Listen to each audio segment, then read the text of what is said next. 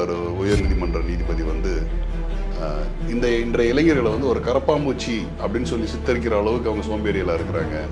அவங்க வந்து எந்த ஒரு முயற்சியும் எடுக்கிறது இல்லை, இந்த சமுதாயத்துக்கு எந்த பங்களிப்பும் செய்கிறது இல்லை. அவங்க வந்து ஒரு மொபைலுக்குள்ளேயோ ஒரு சின்ன ஸ்க்ரீனுக்குள்ளே வந்து உள்ள அதனோட வாழ்க்கையை தொலைச்சிட்டு இருக்காங்க அப்படின்ற மாதிரி ஒரு கருத்தை சொல்லி அதுக்கு எதிர்வினையாக வந்து இந்த கட்சி ஆரம்பிக்கப்பட்டது, காக்ரோச் ஜனதா பார்ட்டி, சிஜேபி. அப்போ பல லட்சம் இளைஞர்களுக்கு, பல கோடி இளைஞர்களுக்கு நாங்கள் வேலை வாய்ப்பு தரோம்னு சொல்லிட்டு வந்தாங்க. ஆனால் அதே பிரதமர் வந்து என்ன சொன்னார், ஒரு இடத்துல பக்கோடா போட்டு வித்துக்குங்க அப்படின்னு சொல்றாங்க. அப்படி தன்னெழுச்சியாக வரக்கூடிய இந்த இளைஞர்களை மடைமாற்றம் செய்வதில், தங்களுடைய அரசியல் ஆதாயத்துக்காக மடைமாற்றம் செய்வதில் இந்த அரசியல் கட்சிகள் பாகுபாடின்றி செயல்படும். சரி, திரு விஜய் அப்படின்ற ஒரு இடத்துல ஒரு கரப்பாம்பூச்சின்னு ஒன்று வைக்கலாம். ஒரு கரப்பாம்பூச்சியை நீங்க முதல்வராக்கலாம், ஒரு கரப்பாம்பூச்சியை நீங்க பிரதமராக்கலாம்.